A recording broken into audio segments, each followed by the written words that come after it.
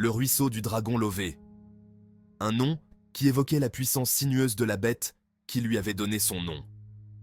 Yang Kai se tenait à son bord, hypnotisé par le torrent d'eau qui se déversait dans l'abîme.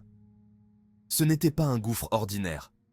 C'était un lieu d'énergie brute et sauvage, un lieu où la terre exhalait son souffle originel. Ce gouffre, cette cicatrice sur la peau de la terre, fait appel à quelque chose de profond en moi. Yang Kai cherchait un endroit pour cultiver, un sanctuaire où il pourrait repousser ses limites sans distraction.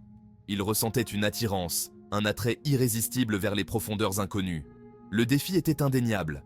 Yang Kai connaissait les risques. Cette descente serait périlleuse. L'air lui-même crépitait d'une énergie invisible, et le rugissement de l'eau promettait un isolement assourdissant. Mais je ne suis pas venu aussi loin pour faire demi-tour. Je vais descendre. Je vais faire de cet endroit le mien.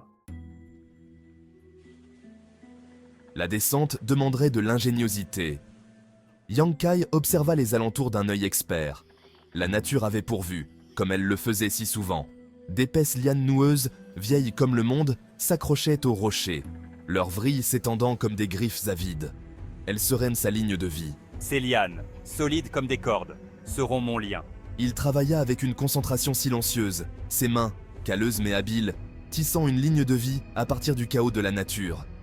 Les lianes, solides comme des cordes, étaient tressées ensemble, formant un filin robuste. Il le testa, une fois, deux fois, s'assurant de sa résistance. Sa vie en dépendrait. Le gouffre l'appelait. Le rugissement de l'eau s'intensifia à mesure qu'il s'approchait du bord. C'est le moment, il n'y a pas de retour en arrière possible. Il fixa la corde de liane à la base d'un rocher ancien, couvert de mousse, ses racines profondément ancrées dans la terre. La descente fut un tourbillon de roches, de brume et du rugissement assourdissant du ruisseau du dragon lové. Yang Kai descendit en rappel, la liane rugueuse lui mordant les mains. Il n'osait pas regarder en bas, se concentrant uniquement sur la paroi rocheuse devant lui. La peur me ronge, un serpent froid lové dans mes entrailles. Et si la corde lâche, qu'est-ce qui m'attend dans les profondeurs? Mais il la repoussa, cette peur, la remplaçant par une résolution d'acier. Il ne se laisserait pas influencer. Il ne se laisserait pas décourager. Le temps perdit tout son sens. Chaque goutte d'eau, chaque rafale de vent murmurait des histoires de l'abîme. Les embruns du ruisseau du dragon lové peignaient son visage d'une brume glacée. Pourtant, il continua. Je suis une ombre, un fantôme, avalé par l'étreinte du gouffre. Il était une ombre, un fantôme, avalé par l'étreinte du gouffre. Finalement, la paroi rocheuse céda la place à une étroite corniche. Yang Kai posa les pieds sur la terre ferme, son cœur battant un rythme primal contre ses côtes. Il avait réussi. L'air ici était lourd, épais du parfum de la mousse, de la terre et de quelque chose d'ancien, de presque expectant. Il scruta les alentours. La corniche était plus qu'un simple point de repos. C'était une entrée, un passage vers une caverne cachée derrière un rideau d'eau en cascade. C'était là. Son instinct ne l'avait pas trompé. C'était l'endroit qu'il cherchait. Prenant une profonde inspiration, Yang Kai passa derrière la cascade. La caverne était plongée dans l'obscurité, l'air frais et immobile. Il fouilla dans son sac, ses doigts se refermant sur une pierre lisse et froide. D'un mouvement de poignet, elle s'enflamma, projetant une lueur chaude qui repoussa les ombres. La caverne était bien plus grande qu'elle ne le paraissait de l'extérieur. L'air vibrait d'une énergie palpable, une puissance latente qui traversait l'être même de Yang Kai. Ce n'était pas une grotte ordinaire, c'était un lieu de pouvoir, un lieu où l'essence même de la terre était concentrée. Il se mit à la tâche de transformer cette toile brute en un sanctuaire. Les jours se succédèrent aux nuits. Il tailla la paroi rocheuse avec ses outils, chaque coup de marteau étant une prière offerte au cœur de la montagne. Il consolida les murs, créant une structure qui résisterait à l'épreuve du temps. Le ruisseau du dragon lové, son compagnon constant, lui fournissait de l'eau. Il cherchait sa nourriture dans la forêt environnante, ses sens aiguisés par la nécessité.